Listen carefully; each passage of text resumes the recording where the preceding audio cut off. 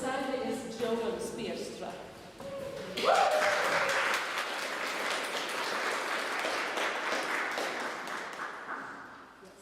You already know me. I do. Let's do serious. Yes, okay, sorry.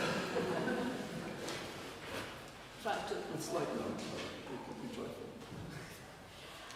Among the unmarried women, Christina Müller is the one who has left us the most musical repertoire. From her material, we have selected music from a handwritten notebook that contains both songs and keyboard pieces. From the content, it's clear that the notebook was used for her own personal pleasure and edification rather than for worship. And this is the book. Not the facsimile, the real? No, the real thing. This is the real artifact. It's very special to feel it. Yes. The first song in the notebook has lyrics that follow the prevailing literary Sturm und Drang ideal of the time. The song's narrator strongly dislikes the cacophony of the world and longs to be alone with a clavichord, a Seitenspiel. The lyrics paint the image that the instrument functions as an extension of the self. I think maybe all of you saw in the museum exhibition this beautiful large clavichord from Hamburg that was built in 1740 and came here as a gift to the community about the same time that this notebook was written. And there you have an instrument with a larger compass and with a pair of strings for every note. So you can play legato everywhere. We can talk more tomorrow afternoon about this special instrument and how it could be used in the repertoire. If you were sitting in your own room, you might have an instrument like this, which is called a fretted clavichord, where, like a guitar, you can get more than one tone out of a pair of strings, which is why they can be quite small. And we are going, instead of performing this way, which only creates the cacophony of the world, we're going to perform for you in a little, it may feel strange to you as an audience, but we're inviting you into her room where she would have accompanied herself and sung directly into the clavichord. This is a tradition that's documented in many places in Central Europe and Northern Europe. And a very special relationship between the instrument and the singer is that when you sing into the strings reflect your own voice, which is something we'd love to show you here, but the room is so beautiful that all you can hear is the acoustic of the voice when we tried this experiment. So if you've never heard a clavichord before, it is the perfect expression of the Moravian musicality. It is it's soft and sweet and beautiful, and draws you into it in a way that almost guarantees a gentle melancholy.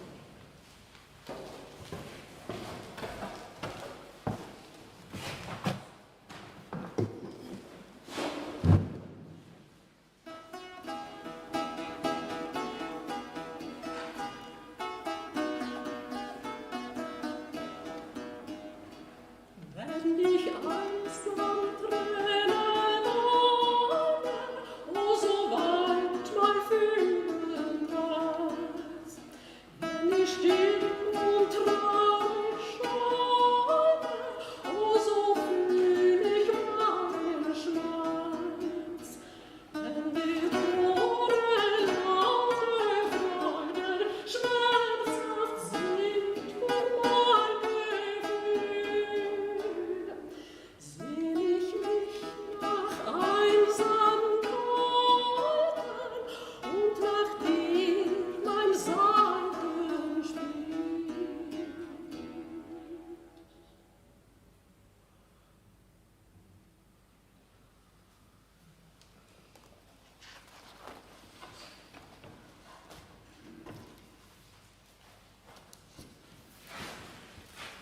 In the notebook, we meet a number of popular and well-liked composers from the late 18th and early 19th centuries, such as Reichert, Türk, Bach, Emilius Kunzel, and Johann Adam Peter Abraham Schulz. They were all German. Kunzel and Schulz were court conductors in Copenhagen and contributed to the development of the Danish art music. They were also members of the Swedish Royal Music Academy. The three next songs are by Kunzel. The first song includes explicitly a Saitenspiel, a clavichord. Let my clavichord, full of emotions, sound in praise and prayer to God. The two other songs are praises to God in slightly different modes.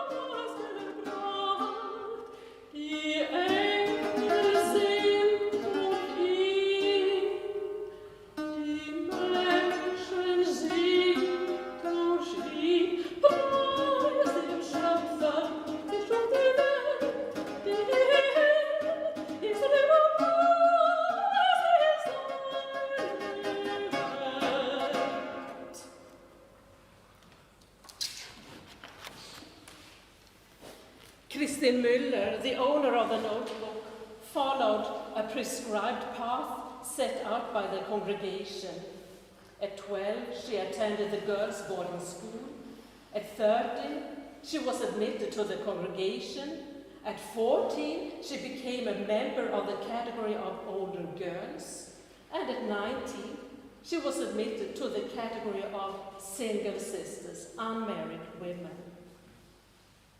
She spent a total of 62 years in the congregation, of which 46 as an unmarried woman. Christine worked as a nurse in her brother's clinic, and he was a doctor. and she spent the rest of her working life in the service of music. She played at liturgical gatherings and was a music teacher. Christine's memoir, Obituary, states that musical talent visited her early in life, that she had favorable opportunities for music education, that she acquired a significant level of skill, and that she served with her musical gift willingly and boldly. Yes. Shall we go on? Or would you say something? We can say something maybe before the Yes. Yeah.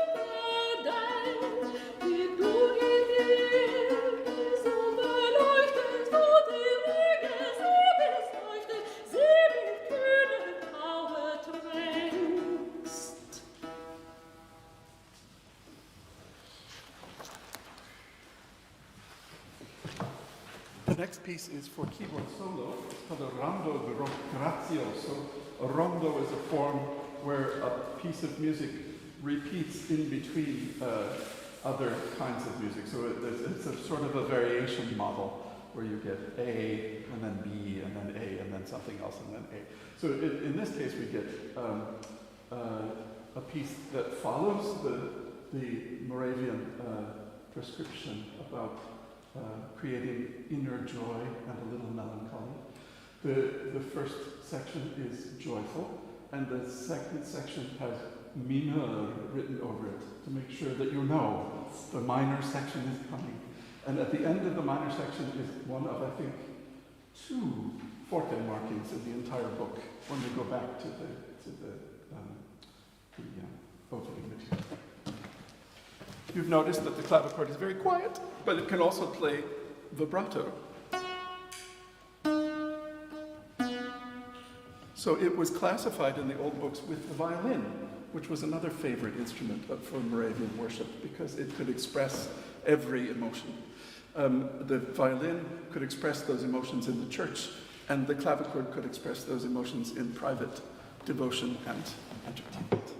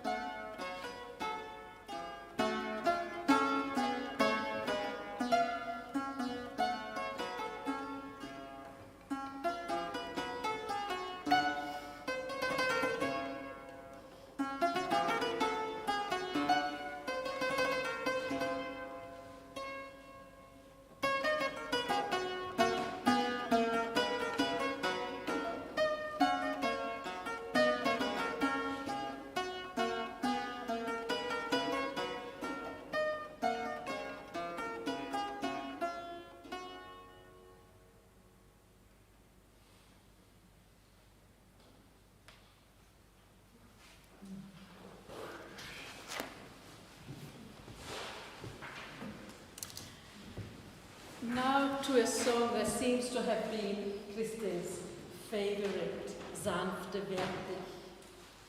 And remember the changed character mark from the original Innigs berührt to Innigs berührt und froh.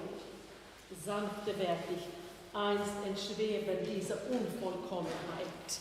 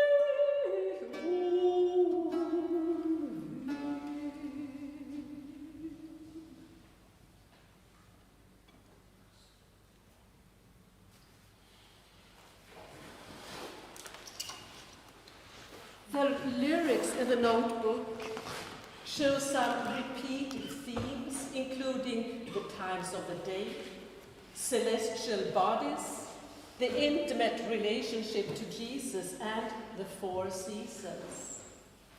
The weather is a recurring topic in the official records from the sisters' house. In the sisters' diaries, storm and blizzards are often mentioned as reasons for the sisters could not attend the communal services in the church, only few steps away. A wonderful example comes from a diary entry from the 2nd of February 1799. It was about a sister that couldn't come to the church because of an erschreckliches, stürmisches Schneewetter. A terrifyingly stormy snowfall hindered her from a few steps to the church. Vinterlied?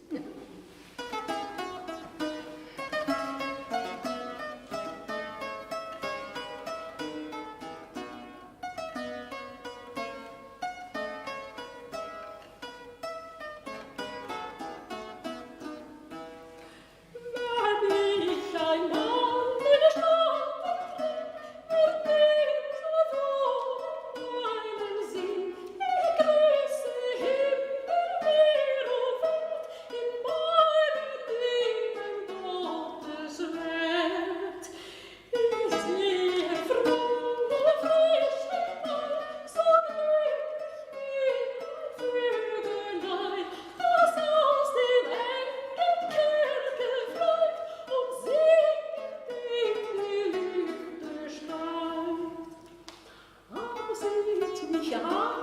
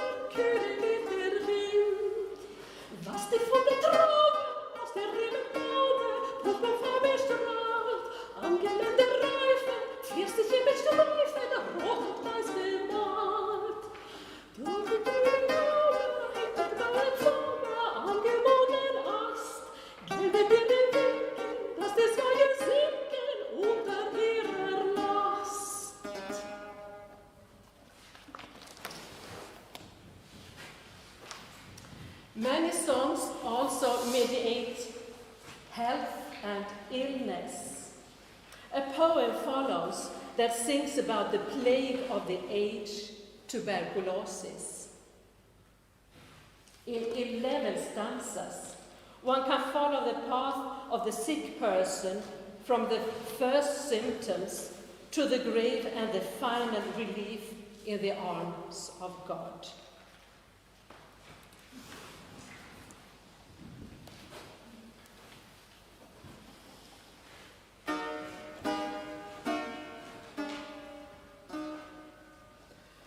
Wenn mir die Sitz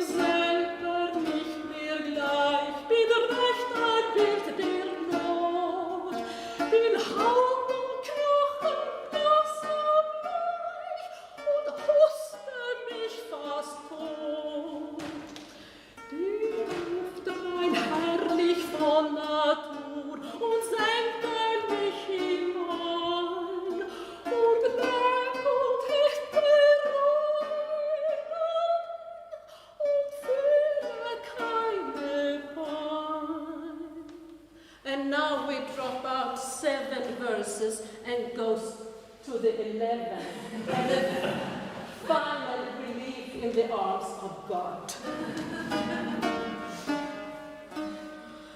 Doch ich will leiden, bis Gott ruft, geleiden bis ans Ziel. Nur deinen Trost und etwas Luft. Du hast der Luft so viel.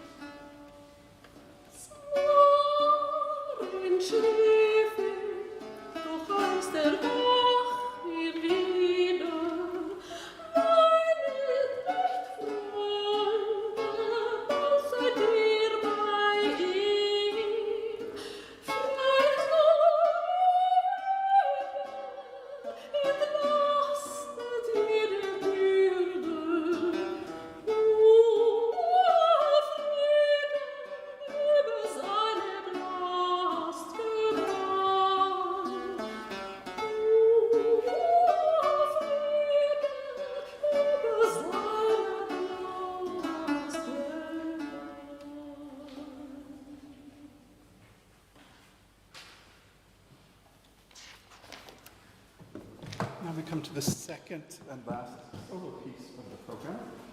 It has a title that is obvious. It was conceived as a little suite. There's an adagio, and a cantabile, and then an alla cosacca. The adagio is very in the style of C.P. Bach's Empfindsamkeit, emotional keyboard playing at the clavichord. The cantabile is very sweet and simple, and then I had to go look up alla cosacca because I had no idea what that meant.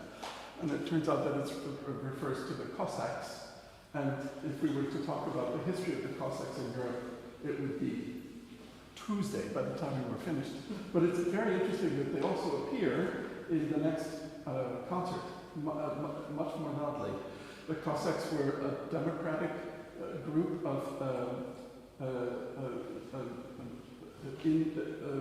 mostly in Ukraine, who were also very famous for being fierce fighters, and they used that in order to sort of hire themselves out to larger nations as mercenaries in order to try to protect their democratic freedom. Sound familiar? But in the case of the next piece, which we'll talk about more in the next concert, they were on the side of the Polish-Lithuanian Union, trying to protect Central Europe against Napoleon. Often, this group was given enormous democratic freedom when they were useful for a larger nation, and then brutally repressed when they weren't needed. So this piece in 1791, there's a little kind of emblem of a Cossack song. And in the next piece, we hear them in actual battle. So don't be surprised. Or you can't, maybe I should have said this after this. I was surprised. I played it.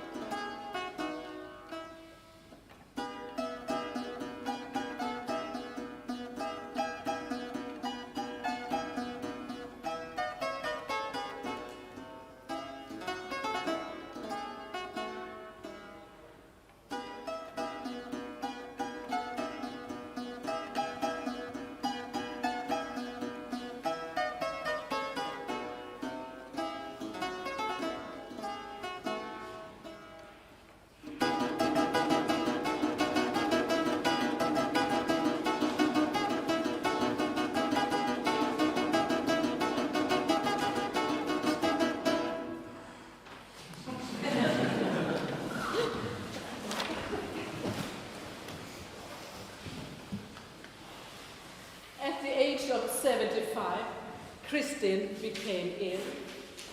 After a few days of illness, the Savior was pleased to, quote, call home his little precious lamb from the Single Sisters Choir. It's described that she stopped breathing and then went into the Savior's breathing. According to the community's practice, a few days after the death, a song was sung by her deathbed, first by the unmarried women and later by the whole congregation. The funeral took place on January 11th, and afterwards, in the evening, the choir of the Single Sisters celebrated a love feast. Trost der Auferstehung, the comfort of resurrection, brings our program to an end.